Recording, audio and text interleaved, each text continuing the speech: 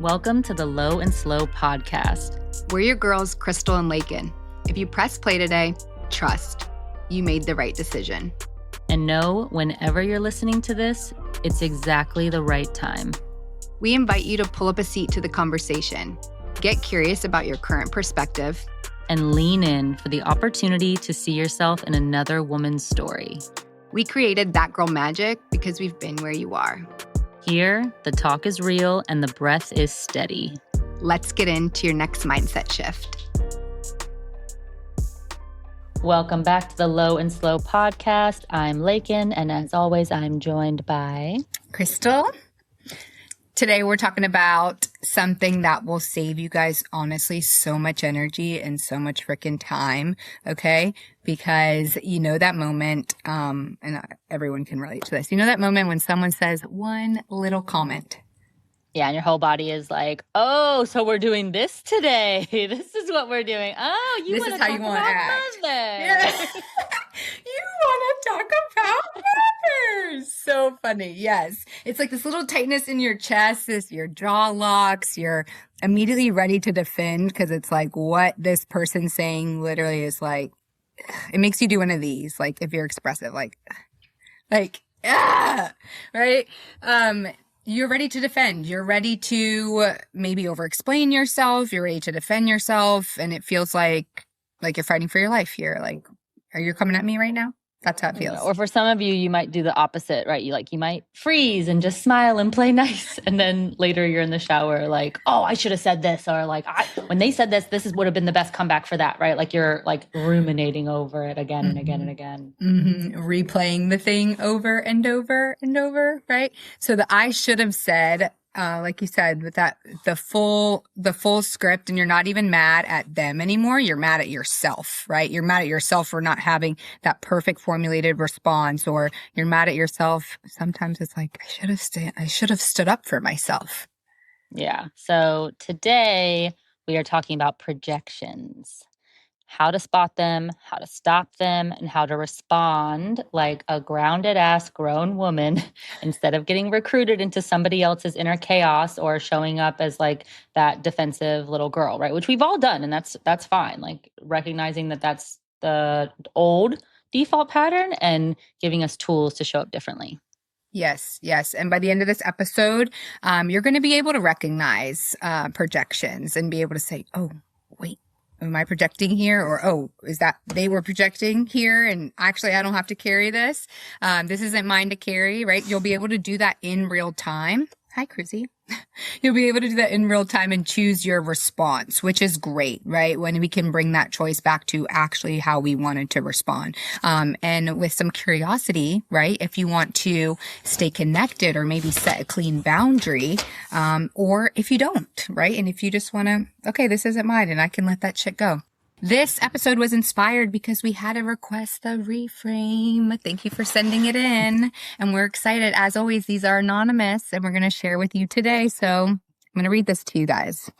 Hold on here. It's my cute little, so the camera can see here. All right. Are you ready? Like, this is what old girl said. And we don't know who this is, but this is what she sent in. A lady in a dilemma.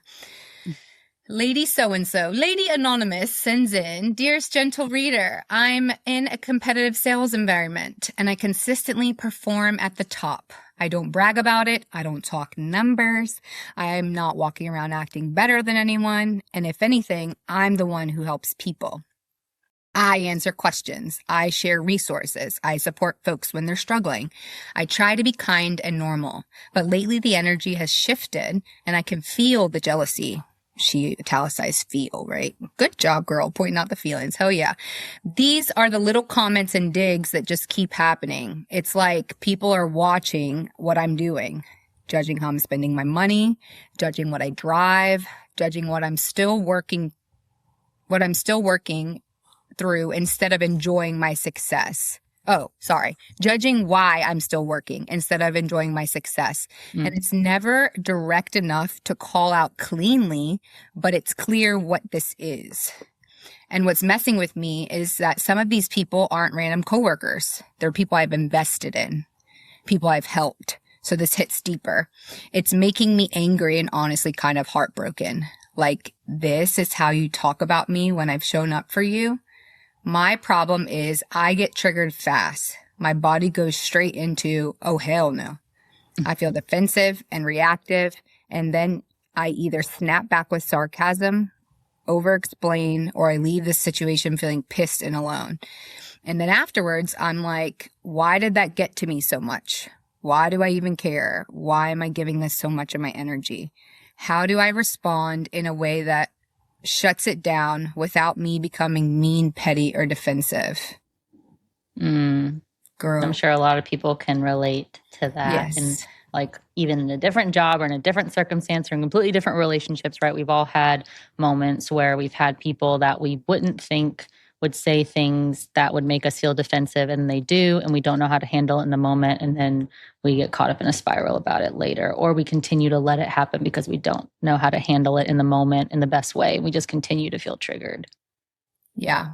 Girl, we want to thank you for sending in your dilemma, and thank you for trusting us with these very raw and honest feelings that you're feeling, and know that exactly how you sent that in is perfect, right? You're showing up vulnerable. Ladies, vulnerability is visibility, right? And when you can share your experience, you're allowing other women to also say, like, it's okay if you're having this experience too. And, you know, you're not in this by yourself. So let's get into it. So this essentially is like, this is a representation of being projected on, and also a potential mirror that's being held up, right? So that's what we're going to get into in the episode.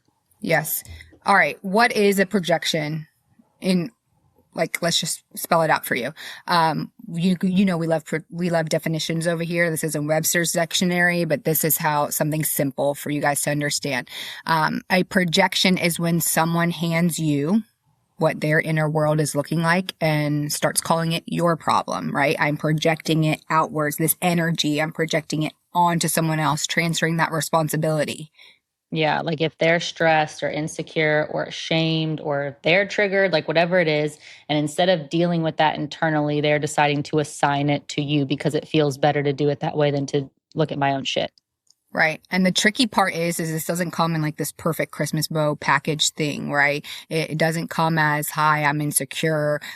This comes as maybe like, I'm concerned, or honestly, or maybe like, let me give you some advice, right? Or this one, it was just a joke, right? Mm-hmm. Yeah. Or moral superiority. Like they're just stating facts when they're really like dumping onto you. Mm-hmm. Right. And here's the thing, like, it's in this moment, it's not about you until it is. Until you make it about you. Right. What we say all the time, like, what is mindset? Mindset is a story we tell ourselves. Like, this essentially had nothing to do with us, but then there was something that hit, and then we made it mean something about us.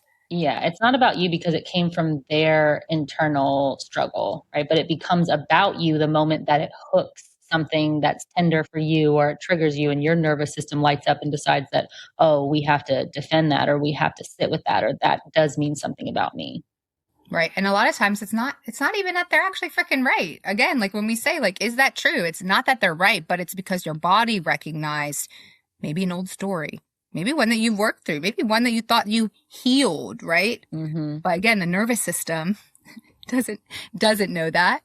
And so it's reacting in that way, whether they're right or not. The goal is to like not let other people's unprocessed feelings run your life. Like you don't want to change the way that you show up because of other things that are being put onto you that are not yours to own. Mm-hmm. So like, do we want to pick out a couple of these projections in her story? Sure. Okay, so here, hold on. The energy has shifted lately.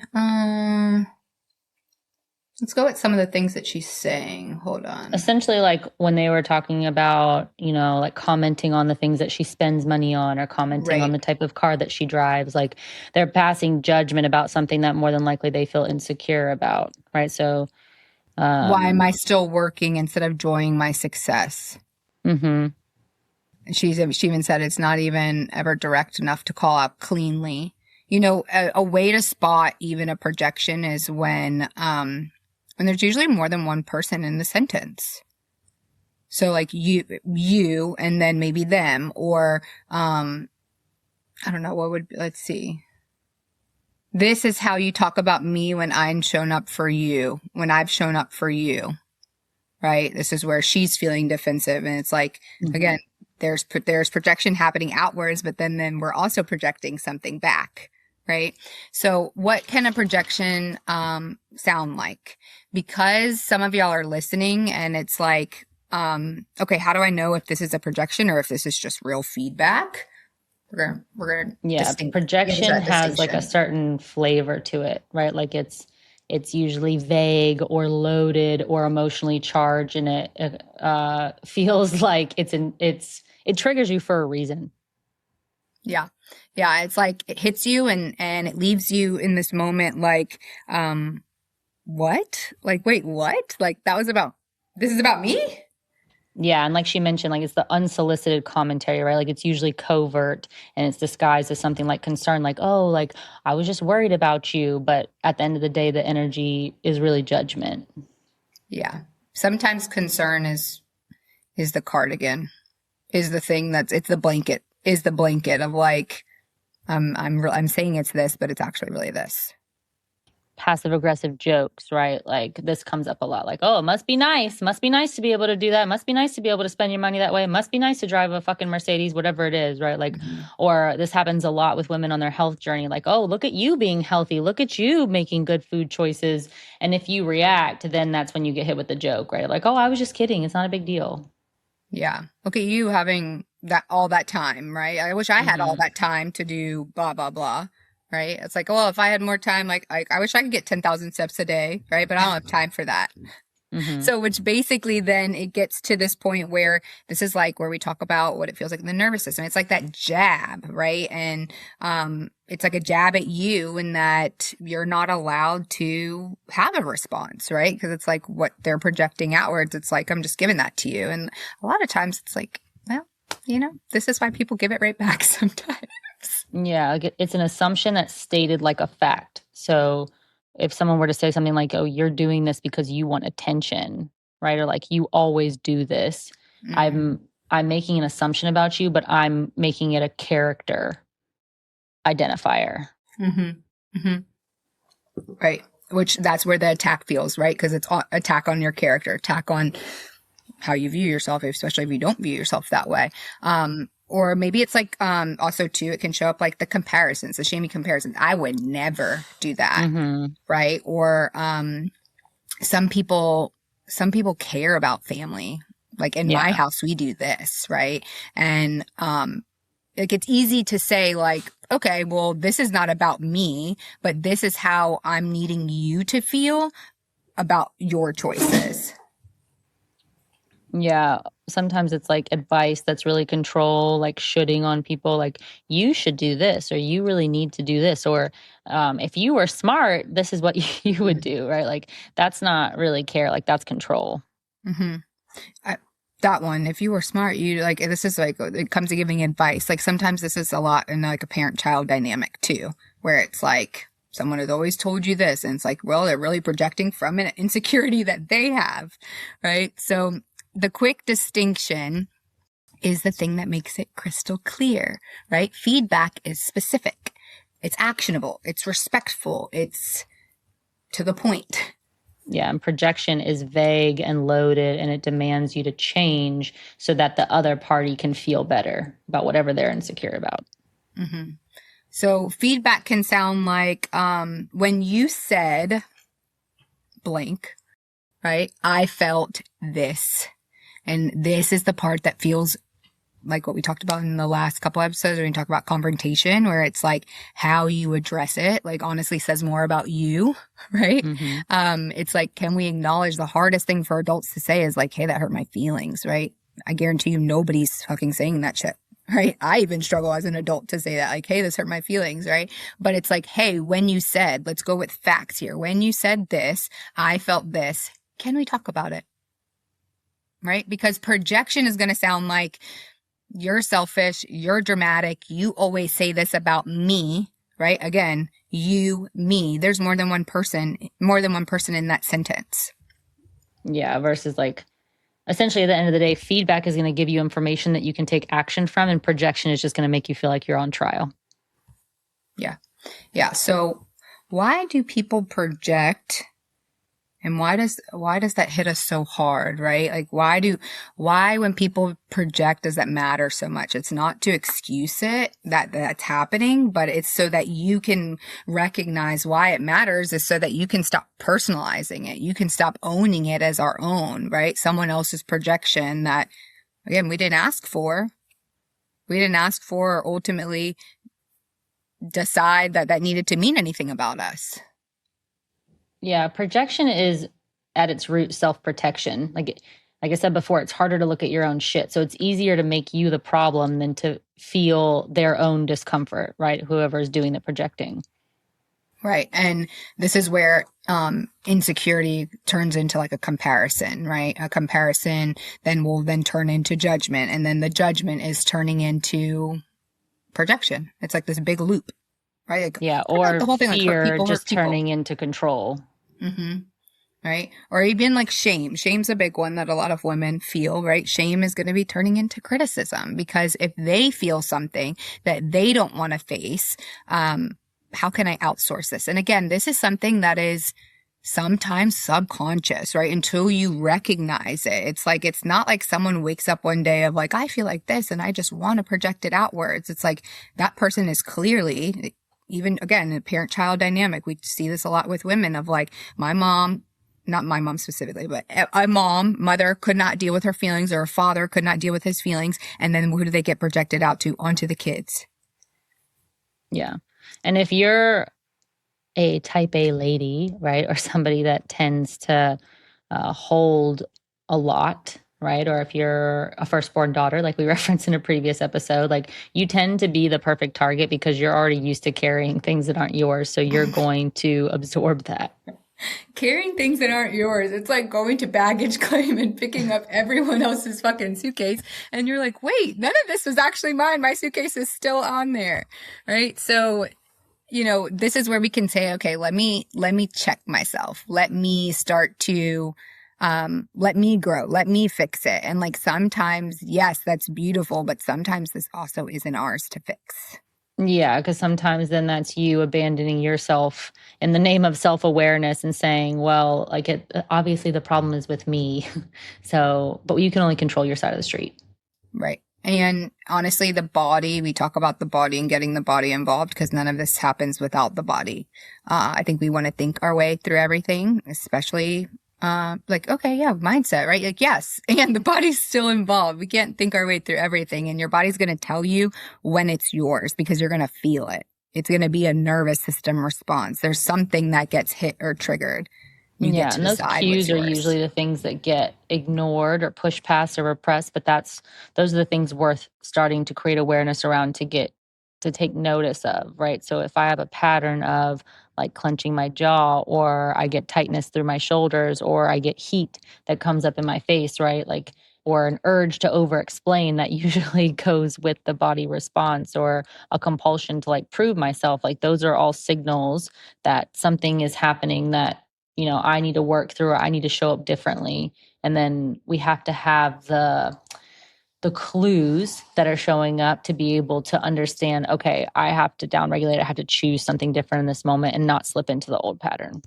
Yeah. Yeah. Tightness in the chest. I mean, I think also some of these cues is like, yeah, the body cues are there, but then when we ignore them enough, how does that come out? It's like a burst of emotion. Like it has to move somewhere. That energy has to move somewhere. So the mental cue is when you start gathering those receipts, where you start realizing like, this is all the evidence that I'm collecting. Like, yeah. I guarantee you that the girl that wrote in, I guarantee you, if we were to go back and ask her, like, when all of these things were being said, what was your body saying? Right. And I guarantee you, like, I'm not saying she was ignoring or not listening to those, but over time, especially at this being in a work setting, it's like her body's going to learn to brace for those kind of comments. Yeah, like that's where that spiral goes, like we talked about, right? Where you're going through your response in your own head while they're probably still talking, and so you're not even available to continued communication or like getting to the root of it. Yeah. Yeah. Or be present. This is where also too, like, disassociation comes in. Like, you're not even present in the conversation because you're having this own conversation in your own head. And so this is the moment where we want you to catch. We want you to catch when this is happening, because that is going to be the doorway, like, into the old pattern that we can ultimately say, okay, I know what's behind this door here. And this is where I pattern interrupt and do different. Yeah, so if we want to interrupt this, we're going to give you like a three-step interrupt tool, right? So pause, We love the breathe, tools. yeah, and um, name what's happening in your body, right? Choose curiosity or a boundary, like we listed early on in the episode when we opened up, is like curiosity is for if I'm seeking connection and I want to maintain this relationship, and boundary is like, okay, if I need space. And the point here isn't to be all zen, like I need to go meditate for a million hours, right? The point is to not get hijacked in the moment of when you're interrupting the pattern.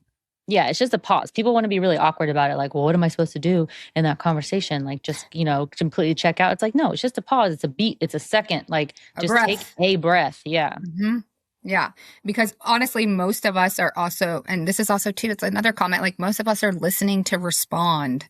We're not hmm actually listening. And so most of the time when we are responding, it's coming from a defensive place. And then we're in a whole nother conversation. Yeah. And step two is name the sensation, right? Like we just mentioned. And this may take a little while for you to start to create awareness around it or to feel into what your cues are, right? But it just one, oh, my chest is just tightened, or like, oh, I'm feeling hot, or oh, my jaw is tensing, right? It's like you don't have to say it out loud. This is Don't for you. announce it to the office. Like, yeah, just like I'm getting hot right now, right? But labeling it pulls you back into your adult self and out of the like inner child tantrum defensiveness that's popping up. hmm Imagine someone being like, "I'm a hot mom. I'm getting hot right now." It's like, what the fuck? Yeah. So this creates, when we can start to do this, right? If we can note and name it, then we can start to change it. This is going to create space between you and the trigger, right? You are not the trigger, just like you are not the feeling. Can we start to create some space here and be like, okay, I see what's happening, right? I have eyes on what's happening. A lot of times when this is in our when we're not conscious of this is why we take it out of the unconscious, bring it into our awareness. I'm conscious of what's happening here. Yeah. And then step three is pick a curiosity question. Now, not sarcasm, not like curiosity with like an attitude problem, right? It's like actual curiosity, meaning like I actually want to understand where this is coming from. I'm not, I'm not being like, why the hell would you say that? Like, that's not actual curiosity. Yeah, because projection honestly hates clarity, and curiosity is going to be the thing to force sometimes the truth, right? Something that's specific, something that's like, okay, this is something we can have to work with. Let's talk. Maybe this is what also curiosity allows the conversation to keep going, and it's not Yeah. just boom, done. This is how it is. Case closed. Yeah, it keeps like the shields down, right? hmm And so like here's some questions for you that you can utilize, and feel Lower free your to write, wands. yeah, write That's any what of these makes down if they yeah. resonate with you or if you feel like they would be useful. So like the first one is, what makes that important to you? Right? So if somebody, yeah, like with our request to reframe, like she said, they feel the need to comment on the way that I'm spending my money, right? Like, oh, well, what makes that important to you? Why is it important to you the way that I spend my money, right? The next one is, help me understand what you mean by that. If I want actual clarity, now again, this is where it can get real slippery, right? Don't come in with the sarcasm and be like, well, what do you mean by that? Right? Like, I'm not insinuating that you're attacking me. I'm genuinely curious as to what it is, and I'm trying to get clarity around what you're saying. Help me understand what you mean by that, or what was your intention, right? Another one is, what are you really asking me? It's another flavor of that same question. A lot of times, like we said, projections are vague in nature, right? They're insinuating something. I want to reflect that back to the projector right? And ask them, okay, well, what are you really asking me? What are you really getting at? What are you really saying, right? Now, again, that's very different than, well, what are you trying to say? That's not curiosity. That's That's I'm insinuating back, fighting. I'm right? fighting. I'm Some choosing. fighting words. Yeah. Right. The next one is, what outcome are you hoping for right now? All right, this one is a good one when somebody is saying something about that feels like like they're judging an action that you're taking, right? Or they're judging a behavior of yours. Okay, well, what is the goal, right? Like, what outcome are you hoping for right now? And then the last one is going to be, can you say that another way? Right. And so this is just inviting the person to really think about what they're thinking. And sometimes this one can be really helpful in mirroring what they Mhm. say to you. So, for example, if someone says, let's go to the listener's request to reframe, they made a comment about her car, right? Mhm. Like, oh, let's say they said something like, oh, it must be so nice to drive a Mercedes, Mhm. right? And I would say something like, so it sounds like you think that me driving a Mercedes means something. Can you say that another way? Mhm. Right. And it just invites them to like think about what they're saying. Yeah. Or even just like, I mean, even if you were to say that and then it's like, like what is driving a Mercedes mean to you? Like, I don't know, Mhm. like, have you ever, or even just being more curious of like, must be nice of like, oh, like what kind of car do you drive? Like, or like redirecting it back because it's like Mhm. what they're saying is actually not yours here. And so we understand that like even in this, what she sent over, it's like this can go 0 to 100 really quick. We get that. We've all experienced that. We've definitely done that. Okay. Mhm. But if your inner snark shows up first, right? That inner voice that's like snappy, bitchy, like, come on, right?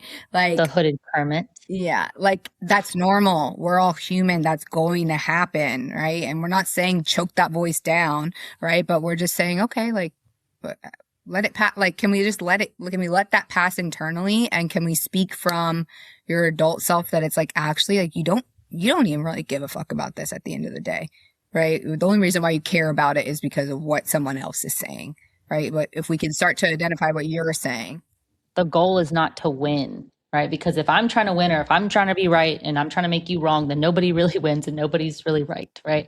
So it's yeah, like the goal is to stay sovereign, meaning to stay true to your authentic self, to not let other people's projections take you out of character and show up differently than the way that you want to show up. facts. All right, let's do a quick role play so that people can actually hear how this sounds because it all sounds good when we're telling you to say these things. And then how does this actually sound when we say them? So, In real time. yeah. Okay. So hit me with your projection. All right, yeah, let me think. Oh, here's a good one. Must be nice to have time to work out every day. Oh, what do you mean by that? See how clean that is? Not defensive, not rude, not what do you mean by that? Just like clarifying, like, oh, see, what did you mean by that? And if they keep going, Okay, like I just mean like some of us have responsibilities, other responsibilities. how does me making time to work out negatively impact you? Because now we're getting to the real thing here that they're probably projecting, right? The resentment, the insecurity, the guilt, the comparison is pointing to something. Yeah. And then from that point, right, if it turns into a respectful conversation, so they're like open to connection, right, through your curiosity, great.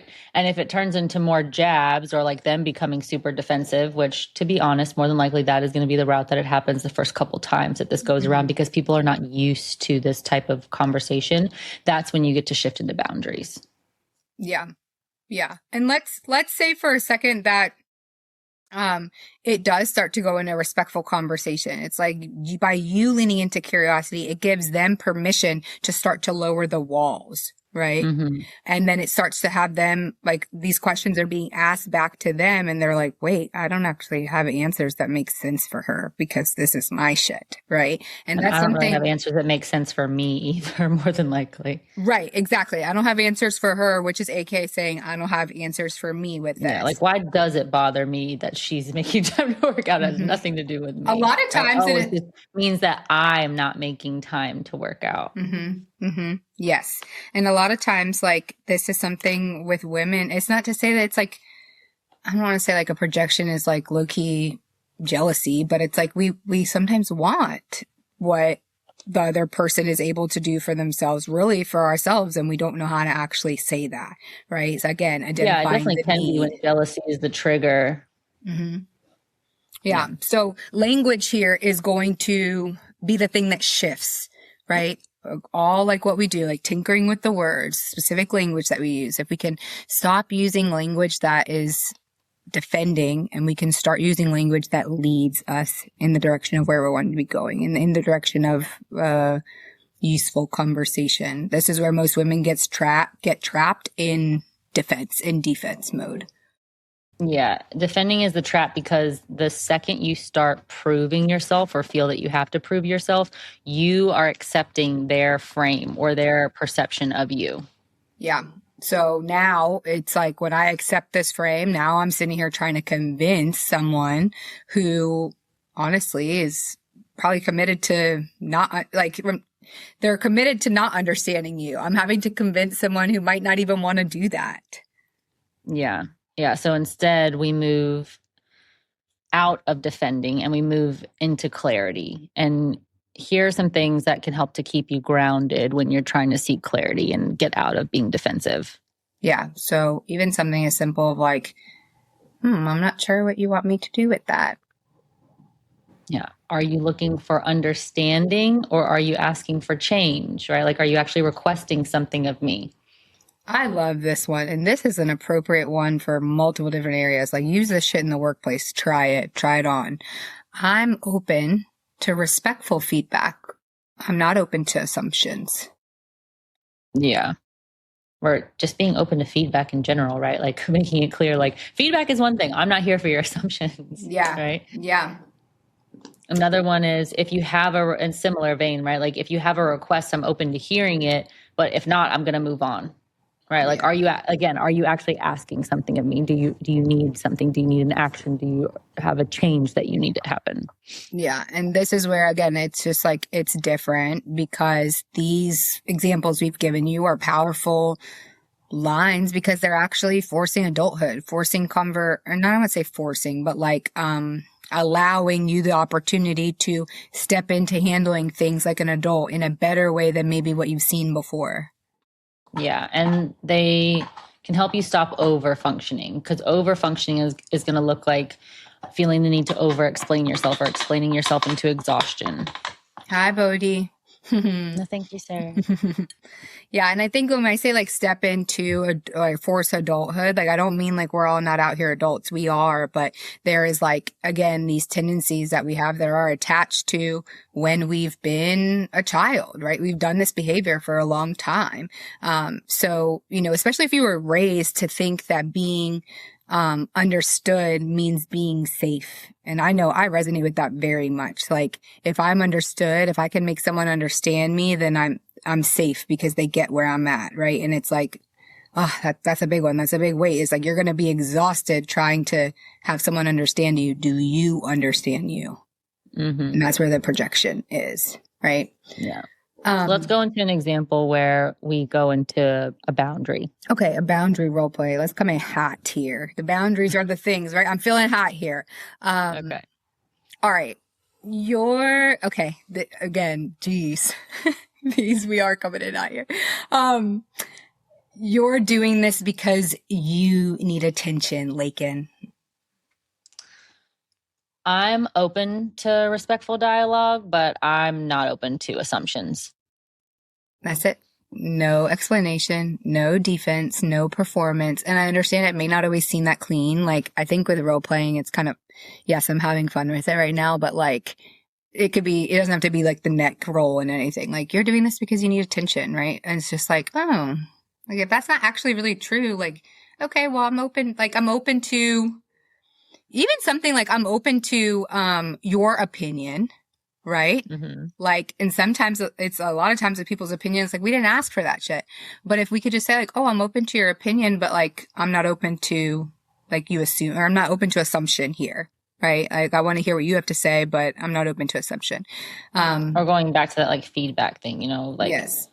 what is it about what I'm doing that's harming you, right? And if there's something that you need me to change about my behavior because it's harming you in some way, then that's what feedback looks like. But I'm not open to you just assuming that my behavior is rooted in a need for attention when that's not what I've said, Hmm. or there's no evidence of that. Right. Hmm. And if they push again, then you can go simpler, right? You can just be, and this is where people get really uncomfortable because they don't want it to be this clean. We have a compulsion to over explain, right? We want to be like, well, da, da, da, da, and I get it. I do that too. But it can be as small as, well, that doesn't work for me. Hmm. Yeah. And for anyone who thinks that no is not a complete sentence or no is too short of a sentence, right? This is a really good one. Let's try this first before we just say no, right? That doesn't work for me. That doesn't work for Hmm. me, right? And this could also look like, well, I'm not available for that conversation. Yeah. And again, if you want to keep the connection, that's where you go back to okay, like if you have a request, if this is harming you in some way, if you are requesting that a change happens, I'm open. But if not, then I'm just going to move on. Yeah. Yeah, because the thing about boundaries here too is like we have to express a boundary because someone is pushing up against something that's, you know, that I'm needing to set this, right? Because I'm teaching them how to interact with me. And some people aren't wanting clarity from this. They're wanting control, whether that's conscious Hmm. or not. That's why the boundary's in place. Yeah. Now we're going to talk about something that's going to be a little uncomfortable, which is when you're the one projecting. So this is a moment to hold up the mirror, right? So, and at the end of the day, we all project, we all do it. Mm-hmm. Yeah. So, if this part feels like that, like it's okay. Like we're normalizing it, right? Everyone has done that before. And especially when you're activated or when you're lit up or when, like when you're, like 0 to 100 really quick, right? Projection is pain just looking for honestly a place to land. If you can't hold it, it's got to go somewhere. And think about that like a mirror. It's like when you're standing in one of those mirrors and you open the cabinet and like it's like the trifold ones, right? And you can see it in all areas. It's like the thing is going to show up somewhere. Yeah. And ways to identify if you're projecting, like if you have a strong emotional charge and you're weirdly certain or attached about someone else's motives, that's probably a good sign that you're projecting. Hmm. Like, yeah, the whole being certain, like I know why they did that. My girl, do you really? Do you know? Are you them? Are you in their brain? Right? This is where like the projection here, this is where the victim mentality comes in, right? Because it depends on a habitual thought process that it's like that in the absence of clear evidence, I don't have evidence of this, but I think that I know it, Yeah. right? And when Maybe you're because of a assuming feeling. intentions of other people, then you're going to start fixating on all the things that they should or shouldn't do. Hmm. Yeah. Or you feel morally like superior about it. You feel like you know best. Hmm. And it's the same question that we ask all the time, right? It's like the self audit is, okay, what am I making this mean about me? Hmm. Yeah. What, insecurity of mine is getting poked at. Yeah. Or Like what the feeling am I Pillsbury trying to Doughboy. avoid right now? Because there's probably going to be, like you said before, jealousy, insecurity, like something is being triggered in me that I don't want to feel. Hence the projection, right? Like I'm pushing it away from me and I'm pushing it onto you. Hmm. Yeah. One of my favorites is like, what would it sound like if I owned my truth instead of blaming someone else, blaming you for it? Hmm. Like, oh, fuck. Yeah. Yeah. Because instead of saying something like, oh, you're selfish, right? Like sometimes the truth is like, I don't feel worthy or I don't feel like I'm enough or that I matter. And that doesn't feel good. hmm And it's honesty here, as uncomfortable as it is, it's honestly that changes the game here, because when we can start to shift and start speaking in I statements, that's when we can take ownership. That's when we can own exactly what we're feeling rather than projecting it onto someone else. And, sometimes we're talking about this here of like, again, it's unnatural to sometimes name what we're feeling. But if we can go back to take out anyone else involved, put yourself in, and I'm having a hard time explaining what I'm feeling right now, right? And even just catching, I'm wanting to, like, once you get good enough at it, I'm wanting to project this outwards, right? Like, I'm having a hard time expressing what I need right now, what I'm feeling, right? And this is where a couple episodes we talked about being lean in for support, right? Before we project onto someone else, can we maybe ask for help for what we're struggling with too? That's another way. Also, from the standpoint of like going back to when you're being projected on,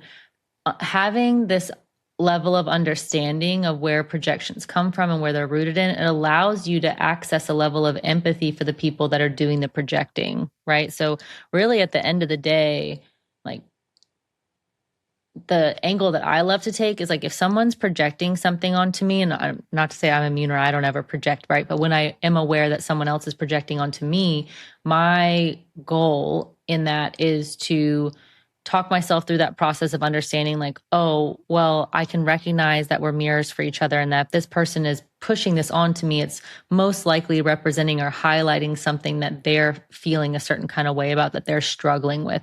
And if they're struggling with that, can I show empathy in the way that I respond in kind, right? Like, can I recognize that it's not really my stuff that is coming up, it's their stuff, and that's okay. And I don't have to be the one to call them out on that, right? I can just allow them, I can come in with that curiosity. I can ask a helpful question. I can let them know if there's a boundary that needs to be placed, but I can ultimately be empathetic to the situation that they're struggling with that really doesn't have anything to do with me. Right. Sometimes being the mirror is enough, right? I think we easily, as like a lot of women, it's like we don't need to tell.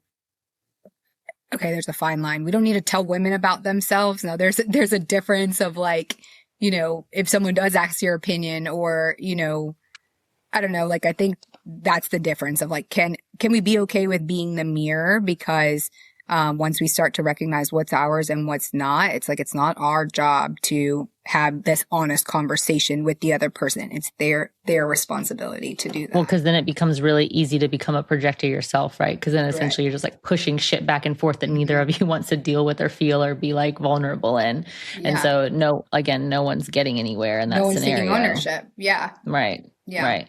And so to go back to our reframe request of what the listener posed to us right around her coworkers or colleagues essentially making passive aggressive comments or projecting in their insecurities around realistically their earnings or their value in the company or whatever it is, right, onto her because she is successful and that's triggering for them.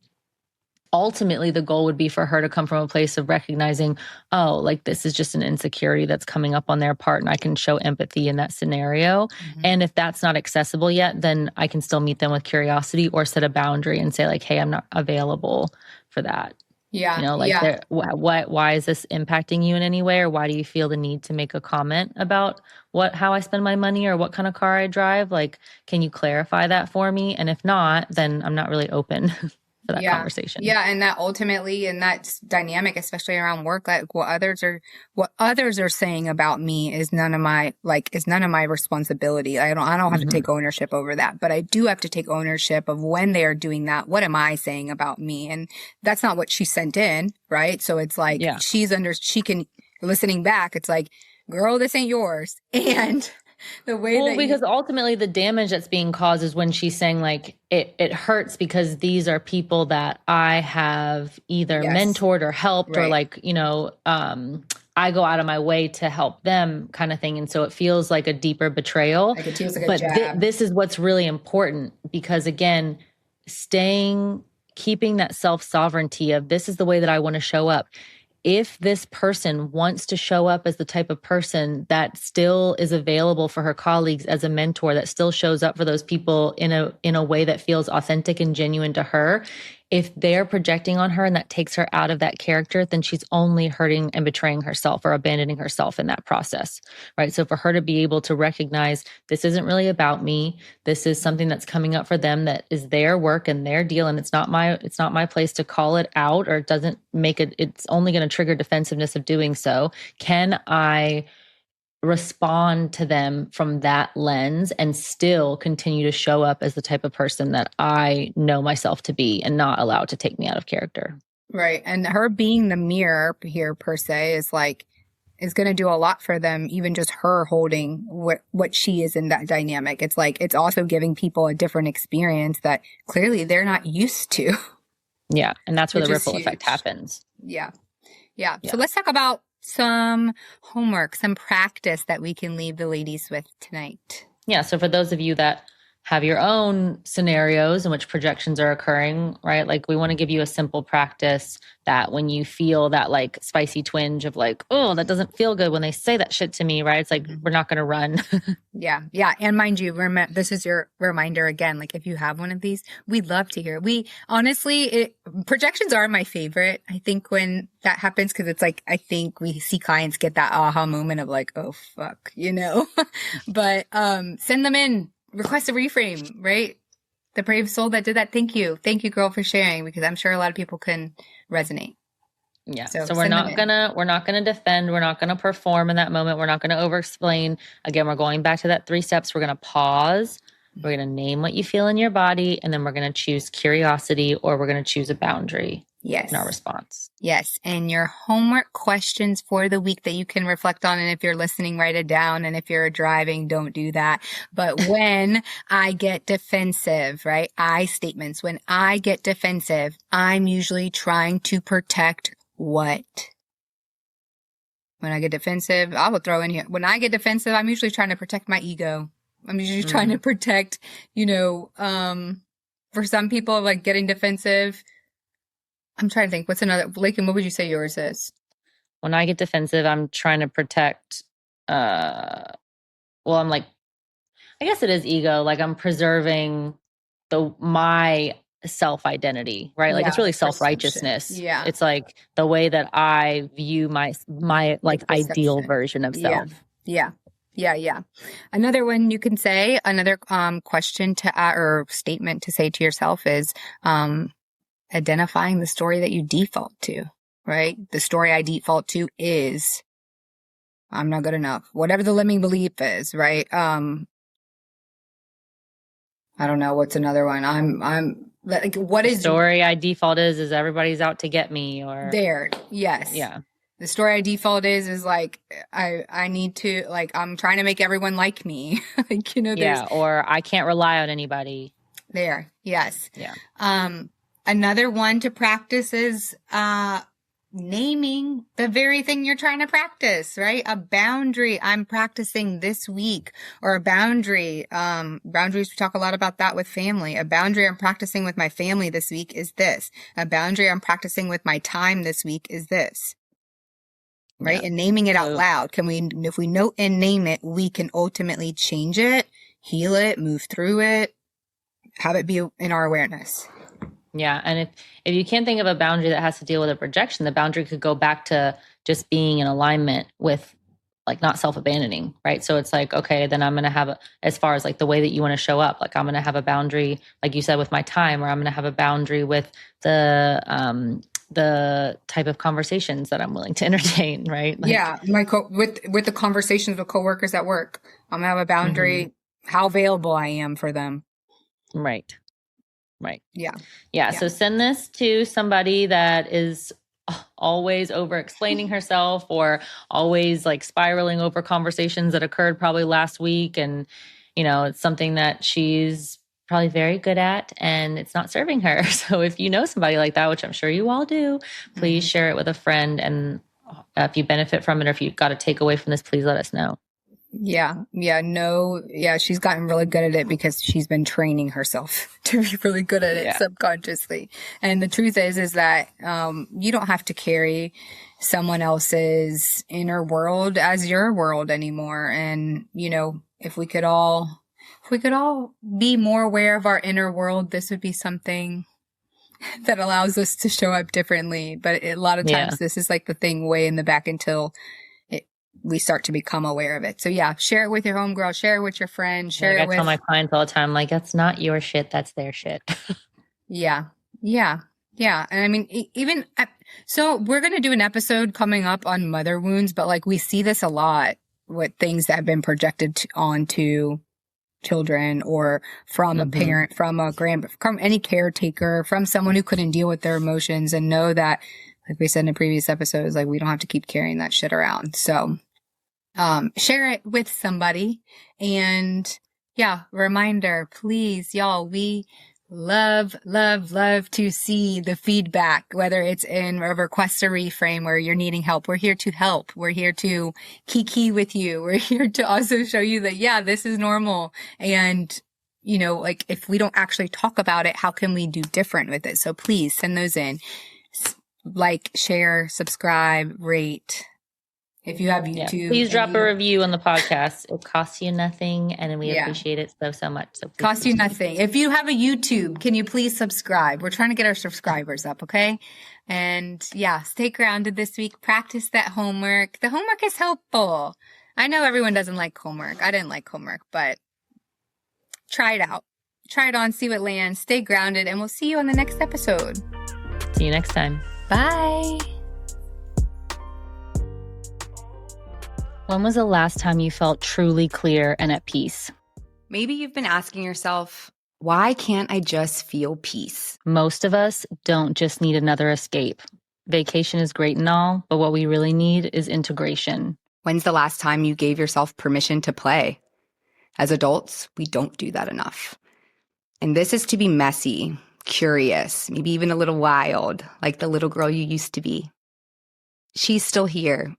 She's just waiting for you to say it's safe to come out again. That's why we created Peace, Play, Love. For 7 days in the Costa Rican jungle, luxury meets real life with story work, somatic practices, and nervous system tools that help you not just reset here, but take that peace home with you. I've been bringing women to Costa Rica for years because this land and the people have been a part of my own healing journey.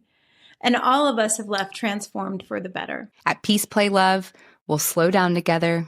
We'll breathe.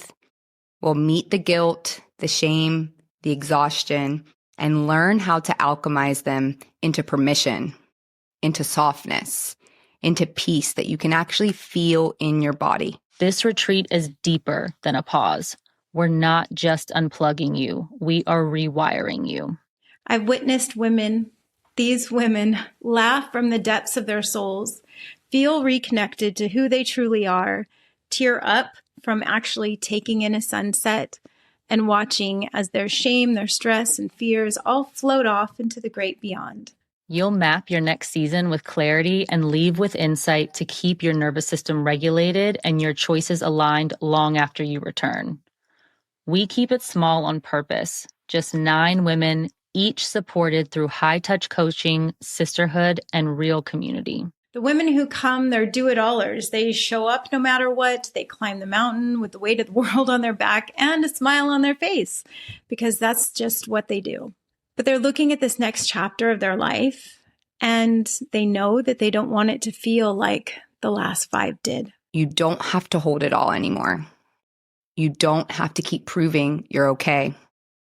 This retreat is your safe place to land, and it's your invitation to play again. There's something magical in this land that helps you find the magic in you. The light turns on, the weight lightens, and from there, you decide what the next chapter will be and who you will be inside of that on your terms. This is the magic of saying yes to you. If you're craving calm and clarity that sticks, this is your invitation to join us in Costa Rica in June.